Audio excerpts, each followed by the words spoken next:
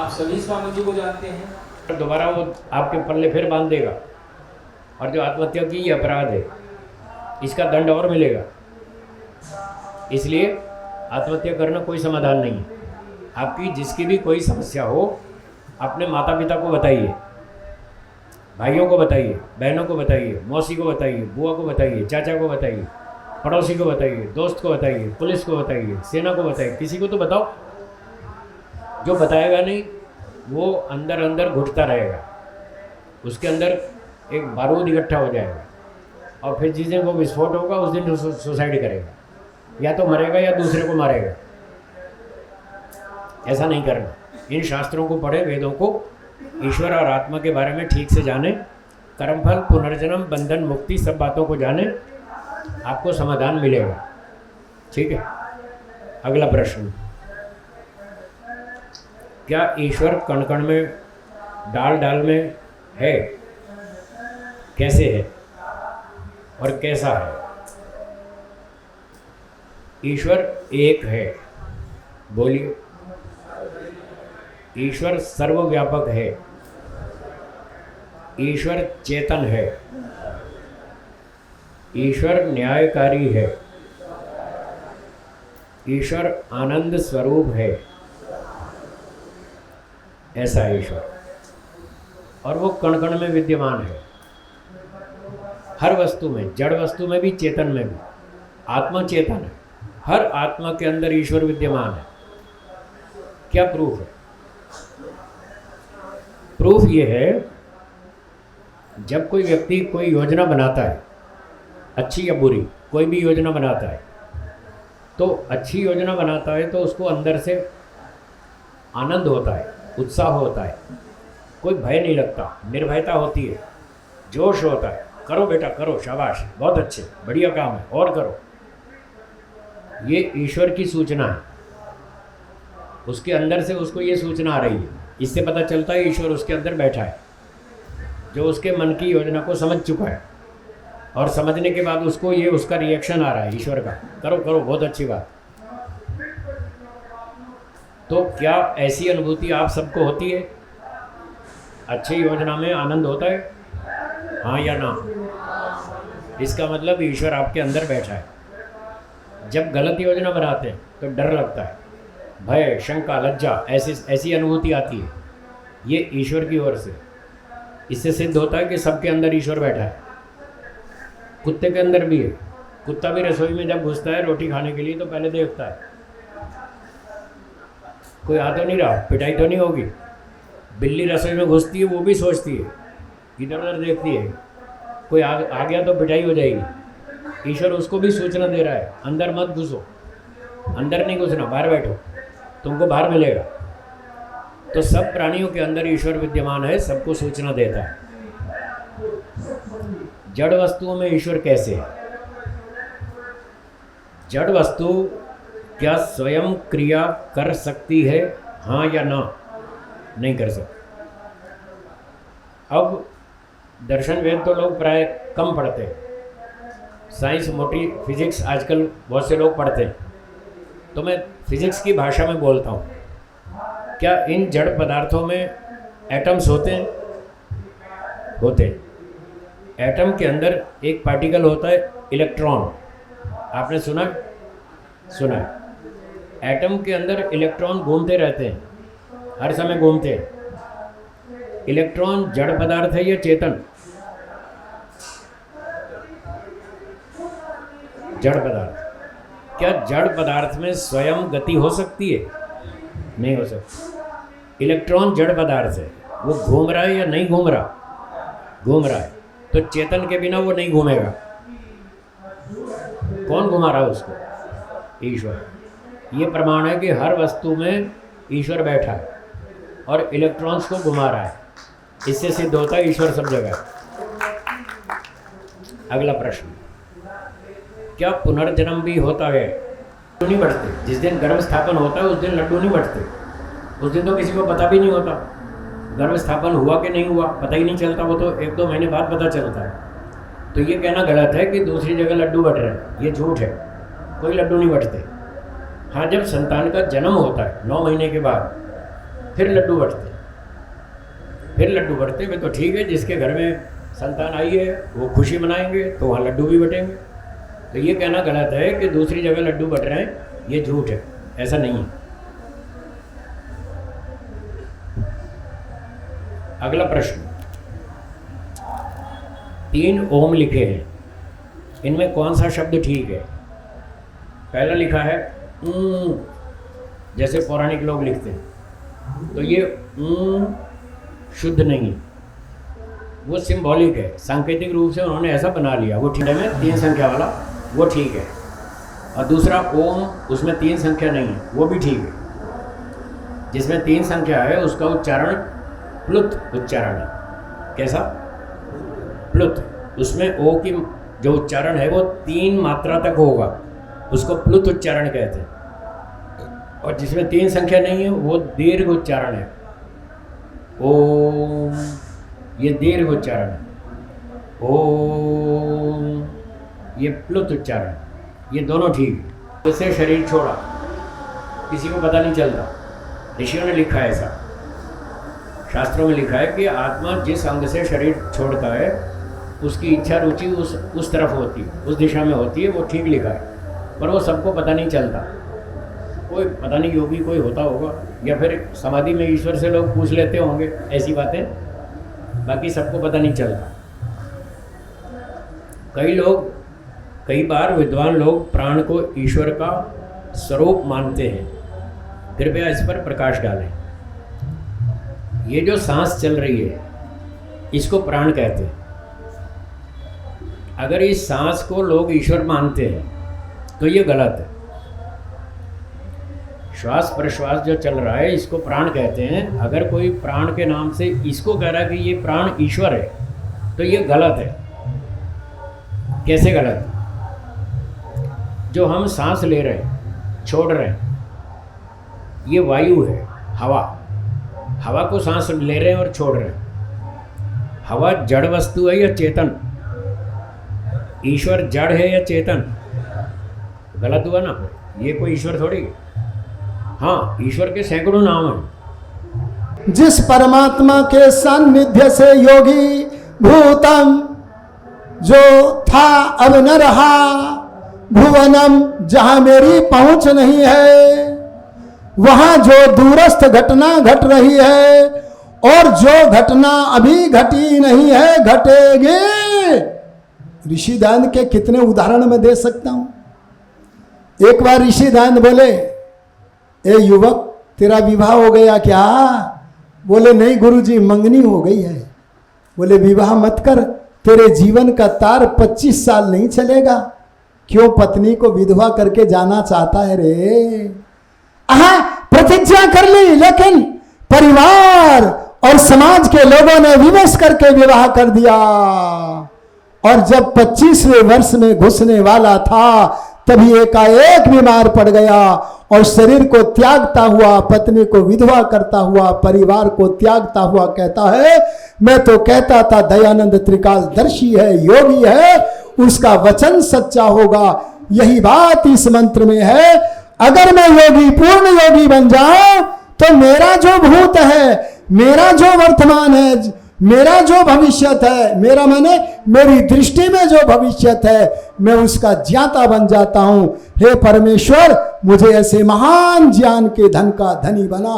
ये मैंने अत्यंत संक्षेप में कहा है। अब शांति पाठ करें क्या? उधर भी तो चलोगे ना। एक बात और कहता हूं, अपने अपने मोबाइल निकालो जेब से जल्दी जल्दी। अरे निकाल लो, माला माल हो जाओगे, जल्दी निकाल लो, देर मत करो। आप मुझे जानते नहीं इसलिए निकालने में देर कर रहे हो। कर लो, मोबाइल निकालो, नेट चलाओ, नेट, और नेट चला के वो यूट्यूब चैनल को उंगली मारो, भैया मार लो, यूट्यूब चैनल पे उंगली मारो, वहां एक चैनल ढूंढो, चैनल का नाम सुनो, अंग्रेजी में भी बोलूंगा, हिंदी में भी, सुख मग्न वैदिक संस्थान। अंग्रेजी में सुन लो, मेरी तरफ मत देखो, कान मेरी तरफ रखो केवल, और अंगुली रखो मोबाइल में। नियम का पालन व्यवहार काल में और ध्यान उपासना काल में। आइए सब लोग शांति पूर्वक बैठिए। आचार्य जी, जो हम लोग मंत्र जाप करते हैं हाँ जी। ओम का या जो भी है, उसमें विकास नहीं हो पाता। होगा वो भी बता दूंगा। देखो, ध्यान करने का या मंत्र जाप करने का नियम है। अभी जो हम करेंगे उसमें आपको कम से कम 4 काम करने चाहिए। मंत्र का उच्चारण करना आपको कराएंगे। दूसरा, ईश्वर संबोधन करना, कि जैसे हमने कहा ओम आनंद, तो बोलेंगे हे ईश्वर, आप आनंद स्वरूप हैं, मुझे भी आनंद दीजिए। तो अर्थ का चिंतन करना और संबोधन करना।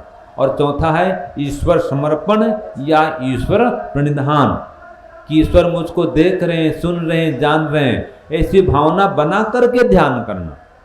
ठीक है जी, तो सफलता मिलेगी। जप भी करना वाचनिक रूप से, साथ में अर्थ का चिंतन भी करना और ईश्वर संबोधन। देखो, लोग कहते हैं ओम भूर्भुवः, वो ईश्वर दुख नाशक है, सुख स्वरूप है, प्राणदायक है, बोलते हैं वह ईश्वर। अब वह ईश्वर बोलते ही ईश्वर दूर हो गया। आप बोलेंगे हे ईश्वर, आप प्राणदायक हैं, आप दुख नाशक हैं, आप सुखदायक हैं, ईश्वर पास में हो गया। तो ये ध्यान करने का नियम है, जप करने का नियम है। तो इस नियम का पालन करते हुए चलिए सब लोग मिल करके 3 बार परम पिता परमात्मा के मुख्य नाम ओम का उच्चारण करेंगे। सामने बातचीत न करें। सत्यपाल जी, गीता बहन जी यहाँ पर नहीं, या तो अंदर आए या बाहर। अभी ध्यान में बैठ रहे हैं हम जी। यहाँ कहे तो फिर इसी माहौल में बैठिए। आप लोग अन्य सब कार्यों का विराम दीजिए। मोबाइल घंटी न बजे, बाहर के शोरगुल पर ध्यान नहीं दीजिएगा। अपने सिद्धांत से, अपने कर्तव्य से कभी डिगते नहीं, कभी च्युत नहीं होते हैं। आप परमात्मा धीर हैं और अकाम है। कोई सांसारिक सुख की इच्छा आपने नहीं है। तो अकामो धीरो अमृतः स्वयंभू। आप परमात्मा अमृत हैं, कभी भी मृत्यु को प्राप्त नहीं होते। और स्वयंभू, आप अपनी सत्ता में स्वयं सर्वत्र विराजमान हैं। अनादि काल से अनंत काल तक सर्वत्र आकाश के समान व्याप्त रहने वाले हैं। हे प्रभु, योगी गण, ऋषि महर्षि गण इसी प्रकार आपका साक्षात्कार करते हैं, आपको अपने अनुभव में लाते हैं। हमें भी ऐसा अनुभव कराइए कि आप परमात्मा सर्वत्र व्याप्त हैं, आनंद से तृप्त होकर व्याप्त हैं, रसेन तृप्तः। सर्वत्र आपका आनंद का रस व्याप्त है। आप परमात्मा इसी समय यहाँ पर भी आनंद में मग्न होकर व्याप्त हैं। हमें साक्षात देख रहे हैं प्रभु, सुन रहे हैं, जान रहे हैं। जैसे प्रकाश व्याप्त है वैसे आप भी व्याप्त हैं और आनंद के रस से तृप्त होकर व्याप्त हैं। साथ में न कुतश्चन ऊनः, आप में कोई कमी नहीं है, न्यूनता नहीं है, त्रुटि नहीं है, भूल नहीं करते, आप कोई दोष नहीं करते।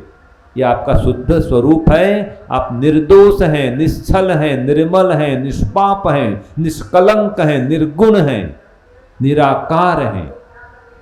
भौतिक अशुद्धि और अन्य अशुद्धि सबसे सर्वथा पृथक हैं।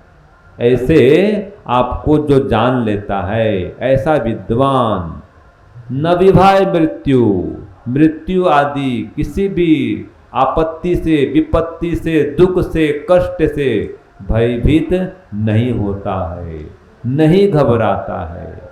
आप परमात्मा कैसे हैं? आत्मानम धीरम अजरम युवानम।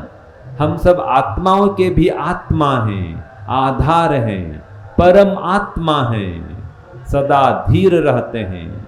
कोई कुछ भी कहे, कितना आपके ऊपर झूठा आरोप लगाए, आप शांत रहते हैं, प्रसन्न रहते हैं। हमें भी ऐसे गुण को प्रदान कीजिए। और आप परमात्मा अजर अमर हैं, तो हमें भी अपने अजर अमर होने का बोध कराइए। आप सदा युवा रहते हैं, हे प्रभु हम जीवात्मा भी ऐसे ही हैं, सदा युवा रहने वाले हैं। शरीर से, मन से, इंद्रियों से, बुद्धि से सर्वथा पृथक हैं। ये बाल्यावस्था, युवा अवस्था, वृद्धावस्था शरीर का धर्म है। हे प्रभु हम तो आत्मा हैं, शरीर मन इंद्रिय बुद्धि से एकदम पृथक अत्यंत सूक्ष्म स्वरूप हैं, अणु स्वरूप हैं। आपके अंदर व्याप्य हैं और आप हमारे अंदर बाहर सभी ओर व्यापक हैं। हे प्रभु हम जीवात्मागण आपके पुत्र हैं, आपके शिष्य हैं। आप हमारे माता पिता हैं, हमारे गुरु हैं, हम आपकी प्रजा हैं, आप हमारे राजा हैं। ऐसे आप परमात्मा को हम जान सकें, इसलिए हे प्रभु हमें पवित्र बुद्धि दीजिए, हमें विवेक दीजिए, वैराग्य दीजिए और हमारी बुद्धि को आपकी ओर ही अग्रसर कीजिए। इसलिए गायत्री मंत्र से भी आपसे प्रार्थना करते हैं, आपकी उपासना करते हैं। ओम भूर्भुवः स्वः तत्सवितुर्वरेण्यं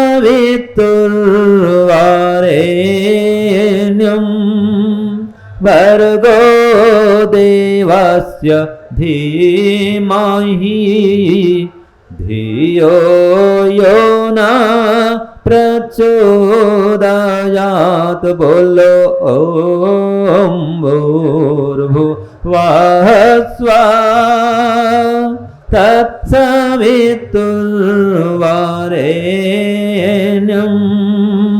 भर्गो देवस्य धीमहि धियो यो न प्रचोदयात्। हे प्रभु ओम भूर्भुवः स्वः तो अमृत रस को पिया करो, अमृत रस को पिया करो, ओम आनंद जपा करो, अमृत रस को पिया करो, ओम आनंद जपा करो, ओम आनंद जपा करो, अमृत रस को पिया करो, ओम आनंद जपा करो, अमृत रस को पिया करो। पंच महायज्ञ किया करो, अमृत रस को पिया करो, पंच महायज्ञ किया करो, अमृत रस को पिया करो, योग ध्यान सब किया करो, अमृत रस को पिया करो। हाँ जी योग ध्यान सब किया करो, अमृत रस को पिया करो, ओम आनंद जपा करो, अमृत रस को पिया करो, ओम आनंद जपा करो, अमृत रस को पिया करो, अमृत रस को पिया करो, ओम आनंद जपा करो, अमृत रस को पिया करो, ओम आनंद जपा करो, ओम आनंद, ओम आनंद, ओम आनंद।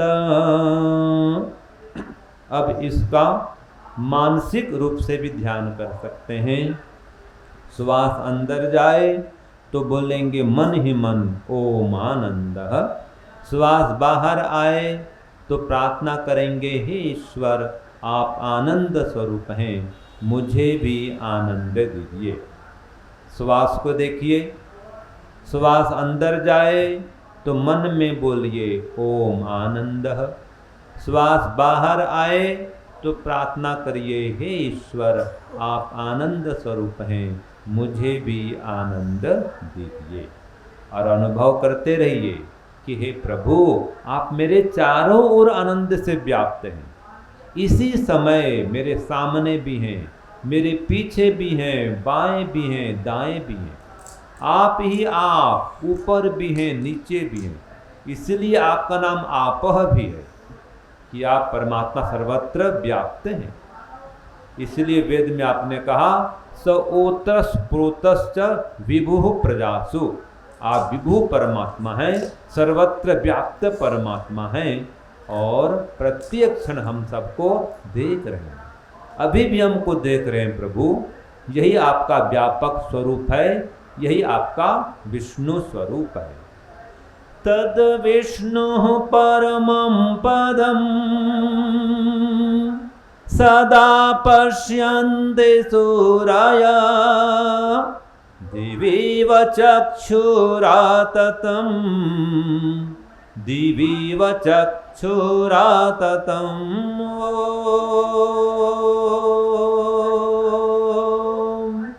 तद विष्णु परमं पदं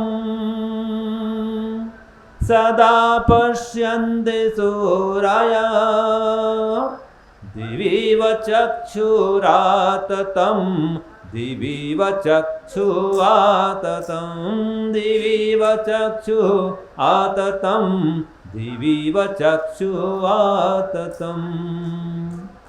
हे परमात्मा आप विष्णु स्वरूप हैं। विष्णु उतनी रहेंगे, 100 थी तो 100 ही रहेंगी, 5 मर जाए तो घटेंगी, 10 पैदा हो तो बढ़ेगी। ना आत्मा पैदा होती है ना मरती है, इसलिए संख्या उतनी ही रहती है। शरीर पैदा होते हैं, शरीर मरते हैं, इसलिए शरीरों की संख्या घटती है और बढ़ती है। 50 साल पहले 3 अरब मनुष्य थे, आज 8 अरब हो गए। शरीर बढ़े, आत्माएं नहीं। ये 5 अरब आत्माएं मनुष्य शरीर में आ गई। पहले किसी और योनि में थी, कीड़े में, मकोड़े में, वृक्ष में। वहाँ उनका कर्मफल पूरा हो गया, वो लौट आई। ईश्वर ने उनको कर्म के हिसाब से मनुष्य बना दिया। तो शरीर घटते बढ़ते हैं, आत्माएं घटती बढ़ती नहीं।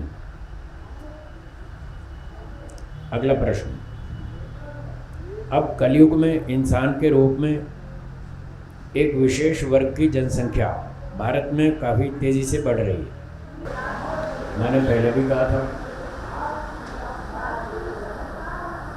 प्रश्नों की सीमा बना के रखें, सांप्रदायिक बात ना करें, लड़ाई झगड़े की बात ना करें, आध्यात्मिक चर्चा करेंगे, अपनी उन्नति की बात करेंगे।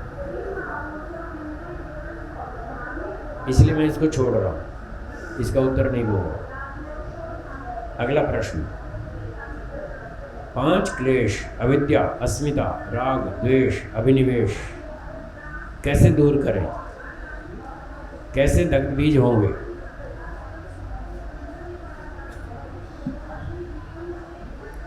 इसका उत्तर है, महर्षि पतंजलि जी ने योग दर्शन में जो अष्टांग योग बताया,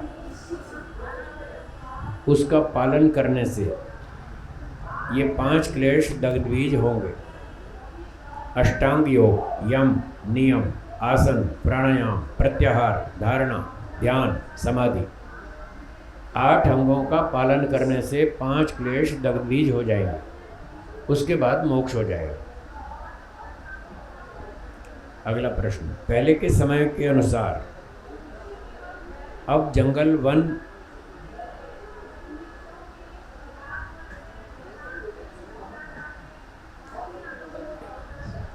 सभ्य व्यक्ति भी कम है। कहीं जंगल, पहाड़ एकांत में रहते या चोरी, झूठ, जाम, जोखिम का डर रहता है। अब वानप्रस्थ आश्रम में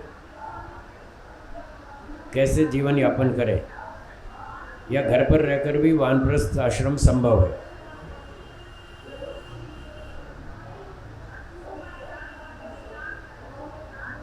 वानप्रस्थ का मतलब होता है वन में प्रस्थान करना। वानप्रस्थ, वन में प्रस्थान करो। तो घर में रहकर वन में प्रस्थान कैसे होगा?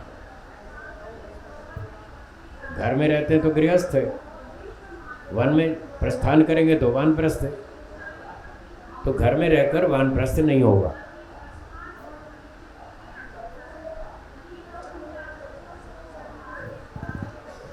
वानप्रस्थ के लिए वन में जाना होगा।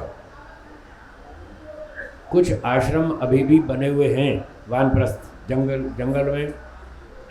जब वो बने थे तब घने जंगल थे, अब बस्ती बढ़ गई तो धीरे धीरे नगर बढ़ गया, वो भी नगरों के आसपास आ गए। ये कहना चाहिए कि आसपास नगर फैल कर वहाँ तक पहुँच गए, ये कहना चाहिए।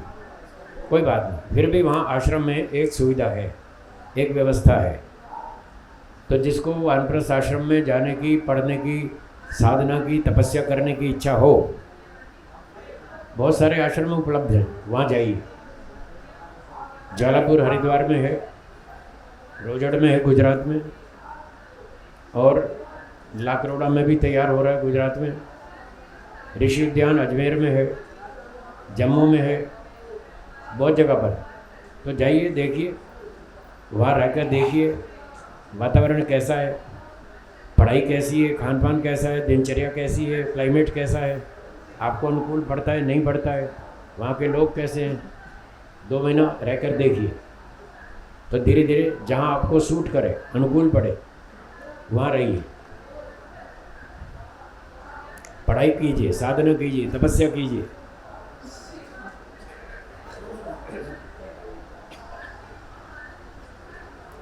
अब जिनको लगता है कि हमारी उम्र 60-65 वर्ष हो गई, महर्षि दयानंद जी कैसे वैराग्यवान थे, उनके चरित्र का चिंतन करें तो आपका मन एकाग्र होगा, ये इसका अर्थ। अगर कोई हमारा नाम बार बार भुलाए तो हमें बुरा लगता है, परंतु जब हम ध्यान लगाते हैं तब हम ओम नाम ईश्वर का बार बार जपते हैं, तो ईश्वर को बुरा नहीं लगता? नहीं लगता। अच्छा, बच्चा जो है, छोटा बच्चा माँ को बार बार बुलाता है, माँ को बुरा लगता है? फिर जब माँ को बुरा नहीं लगता तो भगवान को भी नहीं लगता, कोई बुरा नहीं लगता। बोलिए, खूब बोलिए। बच्चा अपने लाभ के लिए माँ को बार बार बुलाता है। क्या बोला? दोहराइए। अपने लाभ के लिए माँ को बार बार बोलता है, वो बुलाता है, चिल्लाता है, माँ मेरा ये काम करो, माँ मेरा ये काम करो। माँ फिर नाराज़ नहीं होती, दुखी नहीं होती।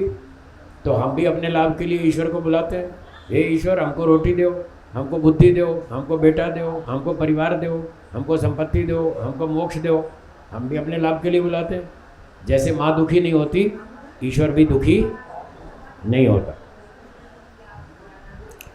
पेड़ पौधों, अन्न फलों में जीव है, तो अन्न फल खाने से हमें जीव हत्या का पाप लगेगा या नहीं? यदि नहीं तो क्यों? इस प्रश्न के उत्तर में मेरा एक प्रति प्रश्न है, काउंटर क्वेश्चन।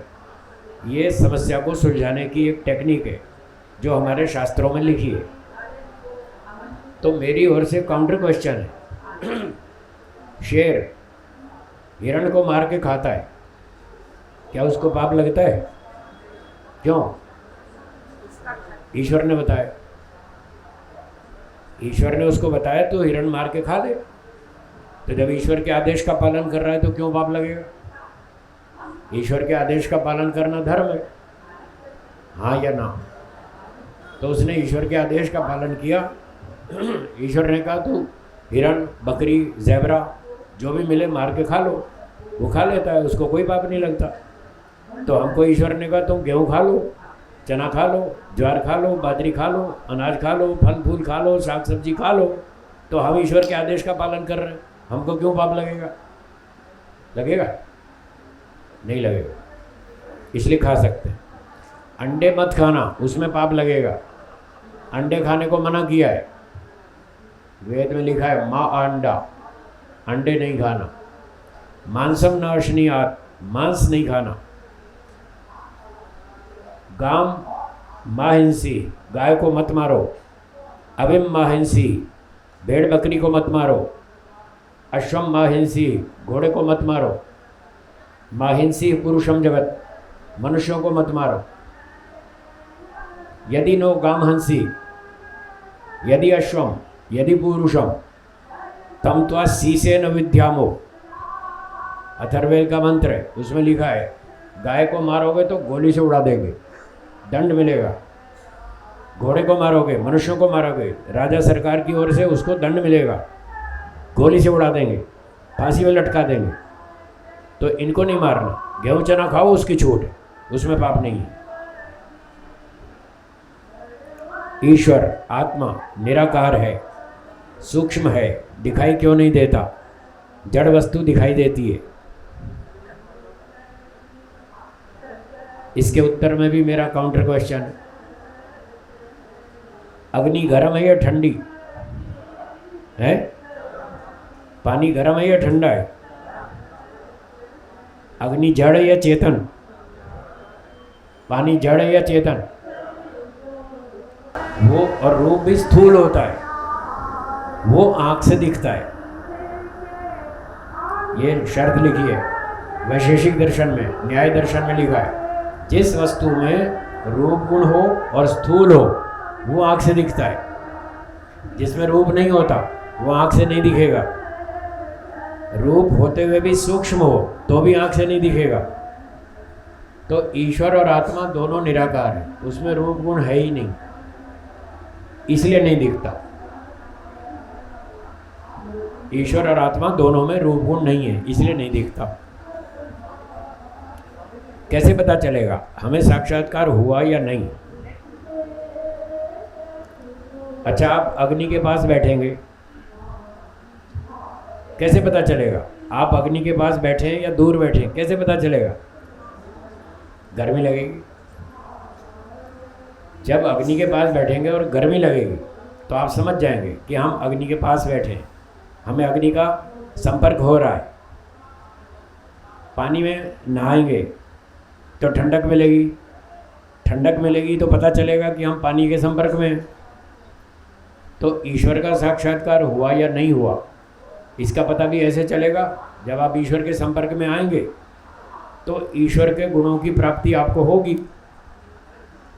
ज्ञान मिलेगा, बल मिलेगा, न्याय, दया, सेवा, परोपकार, आनंद, उत्साह, इन सारे ईश्वरीय गुणों की प्राप्ति आपको होगी। यदि इन गुणों की प्राप्ति हो रही है तो समझ लो साक्षात्कार हो गया, और अगर नहीं हो रही है तो समझो अभी दूर है, अभी साक्षात्कार नहीं हुआ।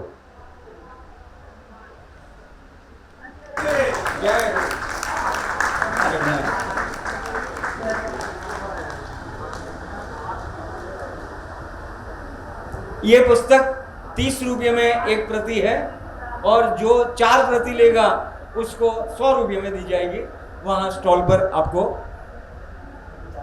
पुस्तक प्राप्त हो जाएगी। हमारे यहाँ का भी साहित्य जो है वो आ रहा है, और इसका 550 रुपये का सेट हमने बनाया है, और 40 नंबर का जो पुस्तक बाजार है उसमें 40 नंबर के स्टॉल पर हमारी पुस्तकें उपलब्ध हैं। देते हैं उन सभी विषयों की आपको बहुत ही गहरी, और जिसको कुशाग्र बोलते हैं, वो कुशाग्र जैसी नॉलेज आपके पास है, वो ज्ञान आपके पास है। तो मैं निवेदन करूँगा आचार्य जी से कि आप धर्म वो वैदिक सिद्धांत का जो हमारा विषय है उस विषय को एक बार प्रारंभ करें, और फिर आपके जो भी प्रश्न होंगे उससे संबंधित वो आचार्य जी लेंगे। आदरणीय श्री आचार्य जी। जो हम जानते हैं अधिकांश व्यक्तियों की वो भावना नहीं होता है।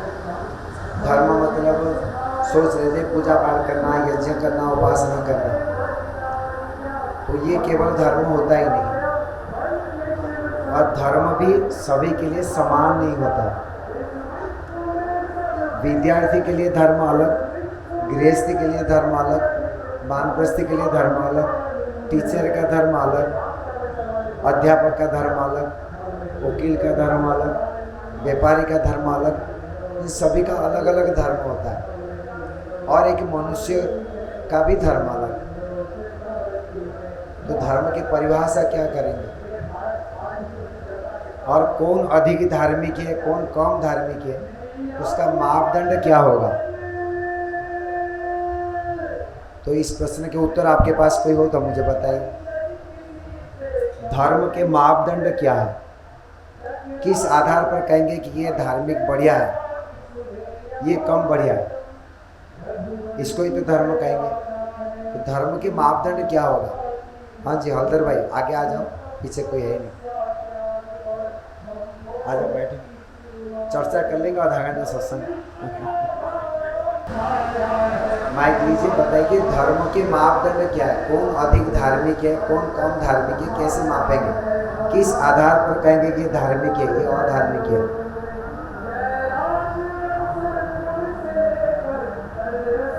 पूज्य स्वामी विवेकानंद जी, मैं और आप, तीन व्यक्ति आपको दिखाई दे रहा है, तीनों में डिफरेंस दिखाई देता है। स्वामी जी महान है, मैं थोड़ा सा कम हूँ, आप उससे कम है, ऐसे लगता होगा।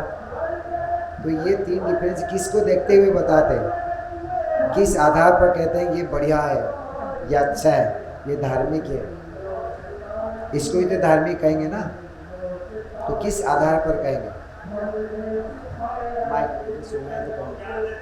हाँ? उन्होंने ज्ञान देते हैं इसीलिए, अर्थात जिसके पास ज्ञान है वो धार्मिक है,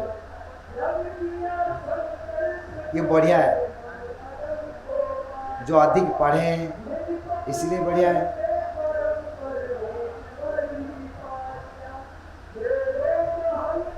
यदि ऐसे माने तो स्वामी जी से भी अधिक पढ़े हुए व्यक्ति भी अधिक व्यक्ति है, और आप लोग मेरे से अधिक पढ़े हुए होंगे कई विषयों में। ये तो इंजीनियर है, इंजीनियरिंग मेरे से अधिक पढ़े होंगे।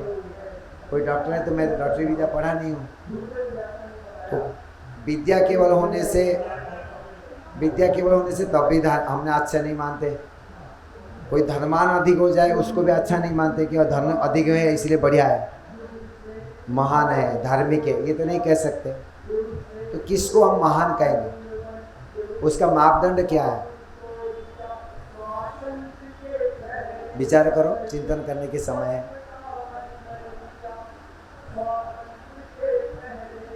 हाँ, और प्रमाण क्या है उसका भी वो देखें। तत्व ज्ञान ऐसे कहेंगे, शाब्दिक ज्ञान का अपेक्षा तत्व ज्ञान जिसके पास अधिक होगा उसको हम कहेंगे अच्छे व्यक्ति है। तत्व ज्ञान किसको कहते हैं? जिस विषय को जानता है और उसको व्यवहार रूप दे देता है, तब तत्व ज्ञान कहेंगे, है कि नहीं? तो अनेक विषय में आप लोग जानते हैं अधिक और व्यवहार रूप देते भी है। उस विषय में इंजीनियरिंग विद्या में आपके तत्व ज्ञान है, मेरे पास नहीं है। डॉक्टर के विषय में शरीर के ऊपर में तत्व ज्ञान उनका है, मेरे नहीं है। उसको आधार पर भी नहीं कह सकते। केवल विद्वान होने मात्र से, किसी विषय में अच्छे प्रकार से जानने मात्र से उसको महान तो नहीं कहते। स्वामी विवेकानंद से स्वामी महर्षि दयानंद सरस्वती को ले लो। स्वामी महर्षि दयानंद सरस्वती, स्वामी विवेकानंद जी, मैं, हम तीनों में कंपेयर करो, छोड़ दो बाकियों को। तब भी किस आधार पर एक व्यक्ति को महान मानते हैं, श्रेष्ठ मानते हैं?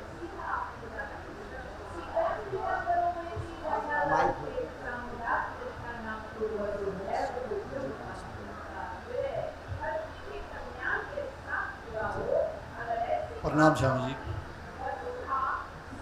मेरे अल्प बुद्धि से जो समाज का, आत्मा का और सभी को खुश रहे, सभी की उन्नति हो, ये भाव रखे, और जिसके अंदर वास्तविक रूप से जो ज्ञान इसका है वो व्यवहारिक रूप में उतारे और दूसरों को प्रेरणा स्रोत पर बने। वो बहुत बढ़िया। तो इसका मापदंड जो है वो त्याग है।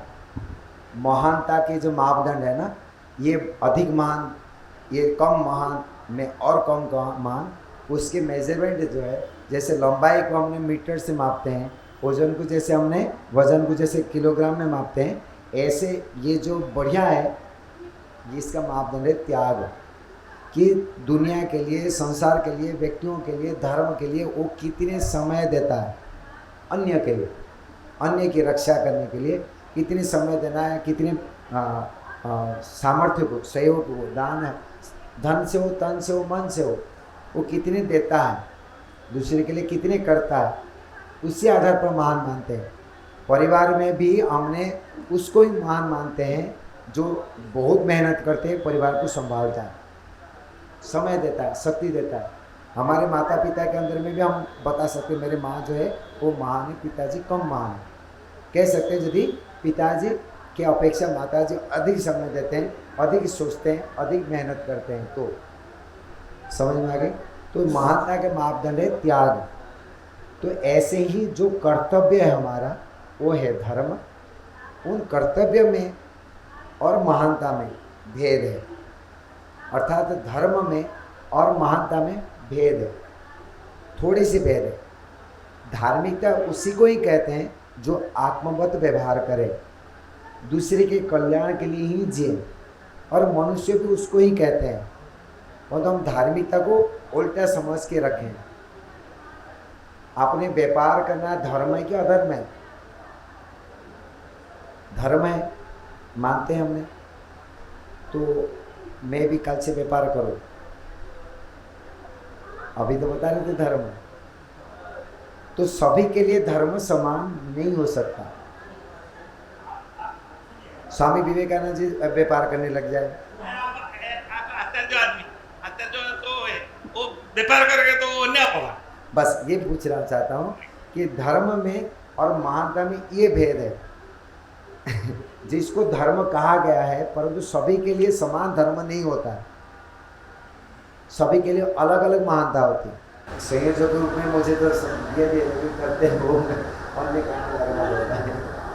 हाँ, तो कह रहा था मैंने कि सभी के लिए धर्म समान इसलिए नहीं होता है, सभी के योग्यता फर्क है, और वो योग्यता है मेजरमेंट ये महानता की। समझ में आ रहा है? जैसे कि एक व्यापारी है, व्यापार कार्य करता है, चलो और छोटा लेता हूँ, एक 5वीं कक्षा में पाठ पढ़ता है बच्चा, 4थे से 5वीं में आया, तो उसके लिए धर्म है 5वीं कक्षा पढ़ना। 1 साल पढ़ा, दूसरे साल पढ़ेगा वहाँ नहीं, उसको 6ठी कक्षा में जाना पड़ेगा। अभी 5वीं कक्षा में पढ़े रहना उसके लिए अधर्म हो गया। 1 साल पढ़ेगा, फिर उसको समझ में आ गया कि 5वीं कक्षा में दुख है, अभी रहना उचित नहीं है, मुझे 6ठी कक्षा में जाना चाहिए। ये बुद्धि में आ गई, अभी 6ठी कक्षा में चल पड़ता है, तब उसको कहते हैं धर्म। फिर 6ठी कक्षा पढ़ता है, 6ठी कक्षा में उसको दिखाई दिया ये दुखदायी है, वो 7वीं कक्षा पढ़ना चाहिए, तब वो ऐसे जंप करेगा, तब तो धर्म होगा। जब कहता है नहीं मैं 6ठी कक्षा में ही रहूँगा और 7वीं कक्षा में मुझे मेरे कोई प्रयोजन नहीं है और 6ठी कक्षा में पढ़ा रहता है, तब वो उसको अधर्म कहते हैं। वही काम, पढ़ाई ही काम है, फिर भी एक समय सीमाएं, योग्यता जब तक नहीं होती है तब तक आपको पढ़े रहो, योग्यता बनते ही छोड़ देना होता है। तो योग्यता क्या है? जिसके आधार पर वो सोचता है कि मुझे 7वीं कक्षा में जाना चाहिए, मैं 6ठी कक्षा पढ़ रहा हूँ, अभी मुझे 7वीं कक्षा में जाना चाहिए। ये कब बोध होगा? जब वो 6ठी कक्षा में पढ़ाई शुरू कर लिया और जान लिया कि मुझे 1 साल में इतने कोर्स पढ़ना है, फिर नहीं रहना। मेरे बात समझ में आ रहा है? इसी प्रकार से ही समाज में जो हम काम करते हैं, उस काम में जब हमको दुख दिखाई दे, व्यक्तिगत कार्य हो, सामाजिक कार्य हो, उससे बढ़कर के जो कार्य उसमें सुख दिखाई दे, तब वो छोटे कार्य में जहाँ दुख दिखाई दिया वहाँ रहना अधर्म है, और उसको छोड़ करके बड़े कार्य करना वो धर्म है। हाँ जी, माइक देना पड़ेगा, मुझे आपकी बात सुनाई कम देगा जी। आपने अभी जो बात कही उसको दोबारा से दोहराएंगे आप? दोबारा बताता हाँ, हूँ, सुन नहीं हाँ पाया। दोबारा बताता हूँ। जब तक योग्यता नहीं होती है तब तक जिस कार्य करते हैं उस कार्य में रहना धर्म है। जब उस कार्य में परिपक्व बन जाते हैं, तब उस कार्य में जानकारी हो जाता है, तब वहाँ दुख दिखाई देगा। दुख दिखाई दिया मतलब आप योग्य बन के उसके विषय में विवेक हो गया, तब आप वहीं पर पड़े रहना मूर्खता है, वहाँ अधर्म हो जाएगा। उसको छोड़ करके उससे बड़ा कार्य जो है उसमें जंप करना वो धर्म है। यदि उसी कार्य में रहते हैं तब आप अयोग्य हैं, क्योंकि आप वहाँ पर दुख दिख नहीं पाते, आप उससे बढ़कर के कार्य देख नहीं पाते। समझ में आ गई? 5वीं कक्षा में पढ़ना शुरू कर लिए, अभी 6ठी कक्षा में पढ़ने से लाभ क्या हमको पता नहीं। अभी यहाँ दुख दिखाई नहीं देगा, जो दुख होगा तभी मानेंगे ये तप है, ऐसे होता है, अंडरस्टूड मान के वहाँ पर खिचड़ी पका देगा, क्योंकि उससे बढ़ कर के सुख दिखाई नहीं देता है। और संसार के जो टीचर होता है वो क्या मानेगा? मूर्ख तो 1 साल हो गया 2 साल हो गया पढ़ता ही है, फेल हो रहा है, क्योंकि उसको यहाँ पर आगे के सुख दिखाई नहीं दे रहा है। ऐसे ही संसार में जो हम काम करते हैं उस कार्य में नियमित करते रहते हैं, उससे आगे बढ़ना नहीं चाहते, तब हम अधर्म कार्य करते हैं, धर्म कार्य नहीं करते हैं। मेरी बात समझ में आई? सीधा रखेंगे माइक। आपने जो बात कही उस बात को और सरल अगर तरीके से हम समझें तो ये है कि जब हम अपने कर्तव्य का पालन नहीं करते तो हम धर्म पर नहीं होते। एक विद्यार्थी अगर किसी कक्षा में है तो वो कक्षा में आया किस लिए? विद्या लेने के लिए, ज्ञान लेने के लिए। अब अगर वो ज्ञान नहीं ले रहा है तभी तो वो 6ठी क्लास में रहेगा, और जब ज्ञान नहीं ले रहा है तो वो असत्य का आचरण कर रहा है। असत्य का आचरण भी तो अधर्म है। वेरी गुड, इसको ऐसे भी कह सकते हैं। बस ऐसे भी कह सकते हैं। जो कार्य करते हैं उसमें जो कर्तव्य है, जो कार्य का कर्तव्य है उसके ठीक से समझ नहीं पाएंगे, आपने उस कार्य को ठीक से कर नहीं पाएंगे, तब आपका प्रमोशन नहीं होगा और पड़े रहेंगे, उसको ही अधर्म कहते हैं। और वो क्यों पड़े रहते हैं? क्योंकि वहाँ पर हमने दुख को नहीं देखते, सुख को देखते रहते हैं। माइक आपके पास ही रखे थोड़ा सा आपको, हाँ जी। आप जैसे जैसे हमें ज्ञान बढ़ता जाता है वैसे वैसे इस संसार में दुख ज्यादा दिखाई देने लग जाते हैं। हाँ, उस विषय में जो कार्य करते हैं हाँ, उस विषय में दुख दिखाई देगा, तब दिखाई देगा जब वो ऊपर वाला सुख दिखाई दे और इसमें आपने तत्व ज्ञान हो जाए, आपका कर्तव्य में ज्ञान हो जाए कि इसमें इतने सुख है इतने दुख है। हाँ। तो योगी वही है जो इस संसार के सुख में दुख देख पाता है, तभी तो बच पाता है उससे। नहीं तो जो सुखों में फंस गया वो उनके जो अंदर जो उसके निहित जो दुख भी हैं उन दुखों को वो आलिंगन कर लेता है और उसके जी, एक एक उदाहरण ले आपने तो आपको समझ में आ जाएगा। मैं ये बताना चाहता हूँ, धर्म विषय में आप सभी जानते हैं, धर्म मतलब कर्तव्य है, जो हमारा ड्यूटी है उसको धर्म कहते हैं। विद्यार्थी का धर्म विद्या पढ़ना, गृहस्थी का धर्म गृहस्थी कार्य करना, ये हम समझ लेते हैं।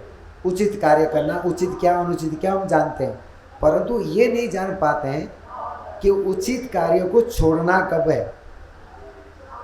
यहाँ पर हम अधर्म करते हैं और दुखी होते हैं। 5वीं कक्षा में जब पढ़ता है बच्चा, उसको पता है कि मुझे 5वीं कक्षा में 1 साल ही पढ़ना है, मुझे अगले साल 6ठी कक्षा में जाना है। ये पहले से बुद्धि में है और उसी हिसाब से तैयारी करता है और चला जाता है। परंतु हम जो करते हैं, हमको कब जाना है वो हमको पता नहीं है, क्योंकि हम कक्षाओं में नहीं है।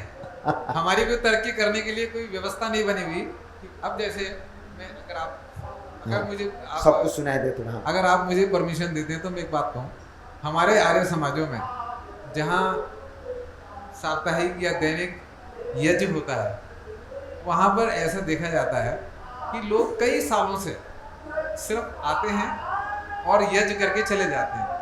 उन बेचारों को ये भी नहीं पता कि जो मंत्र का उच्चारण कर रहे हैं उसका अर्थ क्या है, और वो कई वर्षों तक सिर्फ अपनी गतिविधि उसी स्तर तक रखते हैं कि रविवार को आते हैं, यज्ञ करके प्रसाद लेकर थोड़ा सा प्रसाद के चले जाते हैं।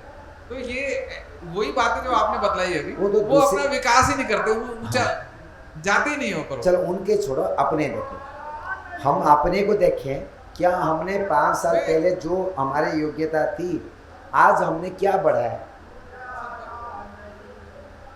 आज 5 साल नहीं, आज इस महोत्सव में आने से पहले हमारी जो योग्यता थी, आज क्या मैंने 2 दिन हो गया मेरी योग्यता बढ़ी? मेरे जो कर्म को, शैली को मैं परिवर्तन कर रहा हूँ, करने के लिए संकल्प लिया हूँ? यदि नहीं है तब इस शिक्षा का कोई लाभ नहीं है, यहाँ आने का कोई लाभ नहीं हुआ। जीवन में जो जिस ये स्कूल है, पाठशाला है, हमको दुनिया पाठ पढ़ा रहा है, सभी लोग पढ़ाते हैं, परंतु हम पढ़ना नहीं चाहते। सुनते तो है लेकिन हम प्रोमोटेड होना नहीं चाहते हैं। हम 5वीं कक्षा में बैठे हर दिन सुनते हैं, तो 6ठी क्लास में जाना चाहते ही नहीं। ये कमी है हमारा, खराब नहीं मानना है। कहने का अर्थ है कि हमारे अपने आप को देखें, एक हम स्वयं आत्मनिरीक्षण करें। हमारा हर क्षण में एक निरीक्षण होना चाहिए कि मैं जो स्थिति में खड़ा हूँ उससे बढ़कर के कोई कार्य है। एक बात कहना चाहूंगा, वृत्ति सारूप्यम, जैसी वृत्ति मेरे अंदर है संस्कारों के अनुसार, मुझे वही तो दुनाई संसार दिखाई दे रहा है। मुझे किसी को कुछ और दिखाई दे रहा है, मुझे कुछ और दिखाई दे रहा है। तो ये भी तो एक बात है। लेकिन ये उचित, इनके प्रश्न समझ में आ गई। जो व्युत्थान अवस्था में रहते हैं, अर्थात जो व्यवहार स्थिति में रहते हैं, हमारे चित्त में जैसे बाहर के दृश्य है वैसे हमारे चित्त में आ जाता है।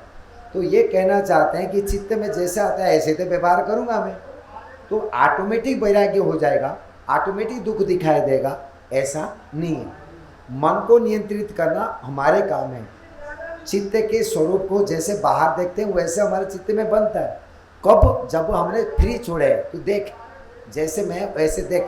यदि मैं कहूँगा नहीं सत्य का अनुष्ठान करूँगा, मैं आत्मा हूँ, मेरे स्वरूप मुझे देखा, और तुम मैं जैसे चाहूँगा ऐसे मैं देखा, तब हो जाएगा।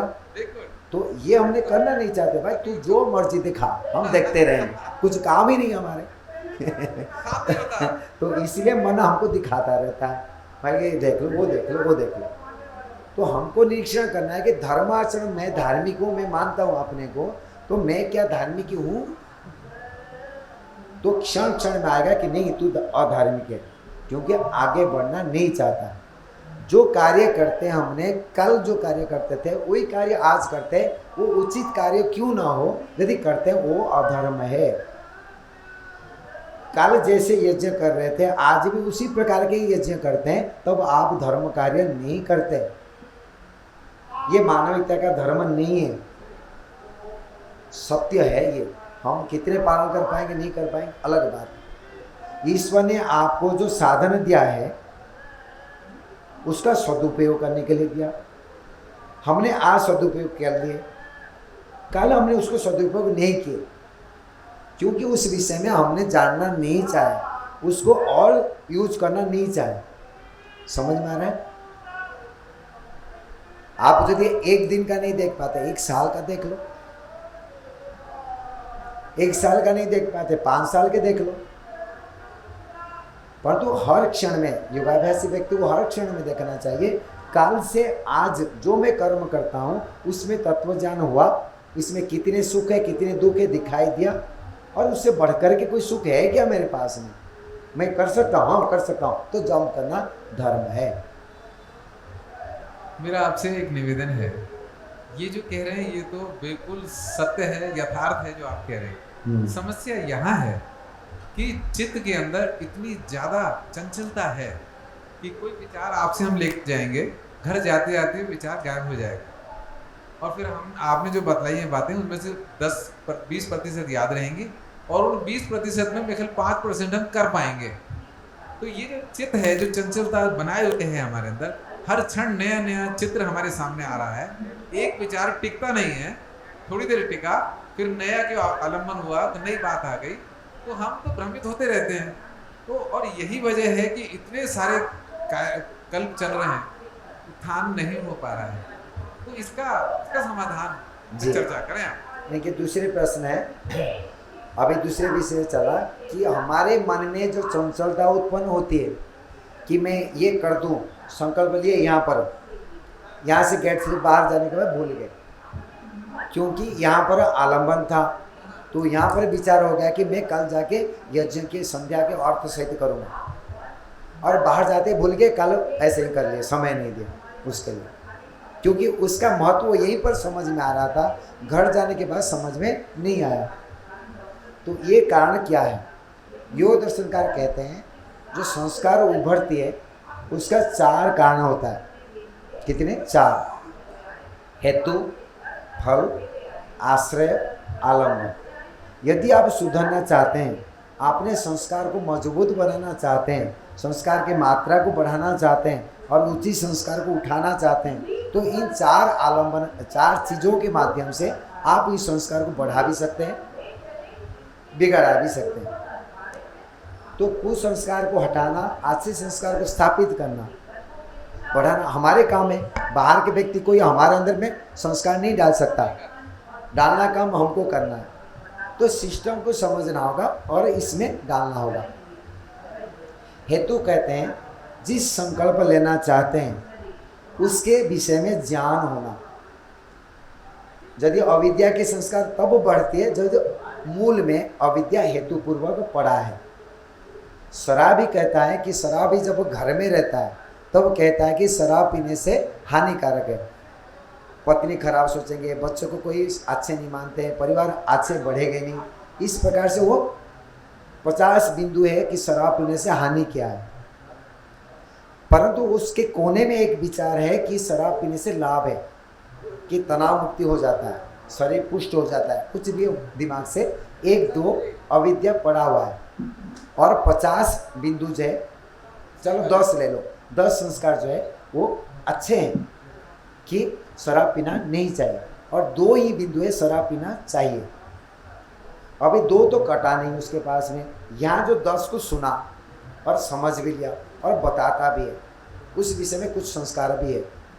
अभी शराब अड्डे के पास चला जाता है, तब वो क्या होती है? अन्य कारण बनता है, जो कारण बताऊंगा। तो ये जो मैंने हेतु बताया कि ये जो 2 बिंदु था, अविद्या के 2 बिंदु था, वो बिंदु उभर जाता है, बाकी सारे दब जाते हैं, बुद्धि काम नहीं कर पाती है। क्यों नहीं काम करता बताऊंगा। इसके कारण से 2 बिंदु के कारण से पी लेता है, क्योंकि वो अविद्या पड़ा है कि शराब पीने से लाभ है। तो उसके बुद्धि में पूरा आना चाहिए कि किसी भी स्थिति में शराब पीने से लाभ नहीं है। तो ये अविद्या के कारण से वो फंसता है। क्लियर हो गई? तो इसलिए अविद्या जो संस्कार उसको दूर करना और जो विद्या के संस्कार था उसका बढ़ाना, तो ये हो गया हेतु। मूल में उस संबंधित जानकारी होना, कोई भी कार्य में करना चाहते हैं तो। दूसरे हो गया फल, अच्छे कर्म का फल अच्छा, बुरे कर्म का फल बुरा। यदि आप पुण्य कर्म करेंगे, अच्छे कर्म करेंगे, तो वो ईश्वर हमारे को फल, अच्छे फल देंगे। फल क्या देंगे? ये जो गोलक है, मस्तिष्क है, उसको सात्विक बना देंगे। तो सात्विक बना देने से हमारे अंदर में जो अच्छे संस्कार हैं वो उभर के आएगा। हमारे जो बुद्धि है वो सही से निर्णय करने में सहयोग करेगा। तो ये काम हमारे कर्म के फल रूप में मिलता है। यदि आप बार बार यज्ञ करेंगे, यज्ञ मंत्रों का उच्चारण करेंगे और ध्यान अभ्यास करेंगे और परोपकार कार्य करेंगे, तब आपका चित्त निश्चित रूप में पवित्र होगा, अच्छे कर्म करेंगे। जैसे मैं अध्यापन कर रहा हूँ, तो जब मैं पढ़ाऊँगा अभी कैसे खराब सोच सकता हूँ, खराब आचरण करूँगा कैसे? तो परिणाम से, प्रभाव से हमारा मस्तिष्क में, परिणाम प्रभाव फल तीनों रूप में हमारा मस्तिष्क पवित्र बन जाता है। तो इसीलिए संस्कार को अच्छे बनाना हो तब वो हमको कर्म भी अच्छे करना होगा। क्लियर हो गया? हेतु, फल, आश्रय। आश्रय होता है मस्तिष्क, मन के आश्रय मस्तिष्क, इंद्रिय आदि भी है, मस्तिष्क मुख्य। तो जो हमने मन को आधार रूप में मस्तिष्क है, वो जब तक चंचल है अर्थात रजगुण प्रधान है, तब वो वृत्तियाँ गति करता रहेगा। यदि वो तमगुण प्रधान है तब क्या होगा? बुद्धि चलेगी ही नहीं, कोई भी नॉलेज उठेगा ही नहीं। और यदि आलम्बन, सामने जैसे दिखाई देगा उसी प्रकार से हमारा चित्त बन जाता है, तो हमें उसको कंट्रोल करना पड़ेगा। तो इन 4 जो बिंदु है, हेतु, फल, आश्रय, आलम्बन, माध्यम से अपने संस्कार को हमने अच्छे बना सकते हैं कि वह बिगाड़ भी सकते हैं। तो ये हमारा रहेगा, जो हमने जानते हुए भी कर नहीं पाते हैं, इन प्रोसेस से ही किया जाएगा, अन्य कोई उपाय नहीं। उसके लिए सबसे बड़ा होता है संकल्प। तो वो संकल्प में उस आधार पर हमने व्रतों के आधार पर हमने बार बार संस्कार को उठाते हुए उसका मात्रा को बढ़ा देते हैं। और उपासना करो, एकाग्र अवस्था संपादित करो, ये कार्य हमको करना है, दूसरे कोई करेगा नहीं। अभी मैं निवेदन कर रहा हूँ कि अभी आजकल क्या हो रहा है कि मैं अपने आप से ये कहता हूँ कि मेरा मन जड़ है, और इस जड़ मन को चलाने वाला जो मैं आत्मा हूँ, जो चेतन आत्मा हूँ, इसको कुछ करना है। ऐसा कैसा? कुछ अवगुण दूर करने के लिए कि भाई मैं अपमान को सहन करूँगा, द्वेष को छोड़ूंगा, नए द्वेष को धारण नहीं करूँगा। ऐसे मैं अगर 200-300 बार रोज बोलता हूँ तो मैं अपने मन को बस ये हो गया हेतु। हाँ। जो अपने अंदर में जो अविद्या पड़ा हुआ है उसको दूर करना है। कभी भी किसी रोग को ठीक करने, ये एक रोग है, मानसिक रोग है, इस रोग को ठीक करने के लिए दवाई खाना पड़ता है। वो दवाई ये है संस्कार को बनाने के लिए दवाई जो लेना पड़ता है यही है कि उस दोषों को दूर करने के बाद गुणों को धारण करने में लाभ क्या है वो लिखो, और नहीं करेंगे तो हानि क्या है उसको लिखो, और बार बार पढ़ो, वो संस्कार बनता जाएगा। और ये हेतु फल, हेतु ये हो गया। ऐसे फल, आश्रय, आलम्बन को भी ऐसे ही प्रोसेस करना है। आलम्बन क्या है? ऐसे परिवेश में मत रहो जहाँ पर वो द्वेष उत्पन्न हो जाए, उससे दूर रहे। जहाँ पर क्रोध उत्पन्न होगा उस परिवेश से दूर रहे।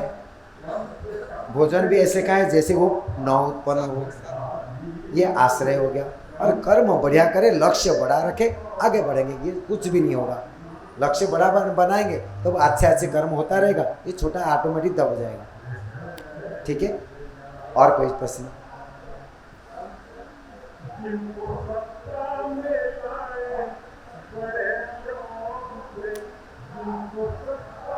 जीवन का उद्देश्य तो मोक्ष ही है, उसकी शुरुआत कहाँ से की जाए? हाँ, जीवन के उद्देश्य, जीवन का उद्देश्य तो अंतोगत्वा मोक्ष। हर आदमी चाहता है, हर व्यक्ति चाहता है, जीव चाहता है कि हम हमेशा खुश रहे, आनंद में रहे। हाँ, थोड़ा माइक के पास रखो। उसकी शुरुआत कहाँ से होगी? जी, जैसे मैं प्रश्न को समझ पा रहा हूँ कि जीवन के उद्देश्य जो है वो मुक्ति को प्राप्त करना है, दुखों से छूटना है, तो उसका शुरुआत कहाँ से करेंगे? यही ना, शुरुआत जहाँ खड़े वहीं से करेंगे। सोचना ज़्यादा नहीं, तो बांधना जरूरी है। मुझे संसार से हटना है, मुक्ति को प्राप्त करना है, ये मेरे जीवन के लक्ष्य है, ये समझ लेना जरूरी है। समझ में नहीं आएगा। जैसे छोटे बच्चों को कहते हैं बेटा तेरे मामा जी जैसे बनना है, उसको समझ में नहीं आता क्या बनना है, इतने समझता है मैं मामा जी बढ़िया है और मुझे बनना चाहिए, इतने समझता है ना। आप ऐसे ही समझ लो कि मुक्ति में जाना बढ़िया है, अब कैसे जाना है कोई जरूर नहीं समझना। क्लियर हो गई? परंतु बच्चा कैसे करता है, जैसे माताजी ने बताता है मुझे मामा जी जैसे बनना है, परंतु पढ़ना होगा। पढ़ते समय कहते हैं तेरे को मामा जी जैसे बनना है ना तो पढ़ना पड़ेगा, पढ़ो, पढ़ लिया, फिर अभी 7वीं कक्षा के लिए पढ़ो, पढ़ता है, ऐसे धीरे धीरे पढ़ता जाता है और मामा जी जैसे बन जाता है। समझ में आ गया? जब बुद्धि चल जाता है तो कहता है हाँ ये रास्ता है। तो हमारे लक्ष्य तो पक्का है, इस जन्म में ना हो, अगले जन्म कभी ना कभी तो जाना ही पड़ेगा। मुक्ति से जब आए थे हमने, 0 से आए थे और जाना भी मुक्ति में, ये रास्ता में हमने कहाँ पर है वो अलग अलग योग्यता के आधार पर है। कोई शूद्रत्व कार्य करता है, कोई वैश्यत्व कार्य करता है, कोई ब्राह्मण क्षत्रियत्व कार्य करता है, कोई ब्राह्मणत्व कार्य करता है, कोई सन्यासित्व कार्य करता है, फिर मुक्ति में जाएगा। ये क्रम है। वास्तव में हमारे प्रवृत्ति को चेंज करना होगा। शूद्रत्व कार्य को हम कब छोड़ेंगे? जब इस शूद्रत्व कार्य में धर्मपूर्वक करेंगे तब आपको विवेक होगा इसमें दुख है। फिर इससे बढ़कर के ये वैश्यत्व कार्य उसमें सुख है। जब वो 5वीं कक्षा में हमने एंट्री किए तब वो हमको समझ में नहीं आता कि 5वीं कक्षा छोड़ना पड़ेगा। हम पढ़ना शुरू किए तब वो पढ़ते पढ़ते हमको लगा कि अभी 5वीं कक्षा समाप्त करना होगा, हमको छठी कक्षा में जाना होगा।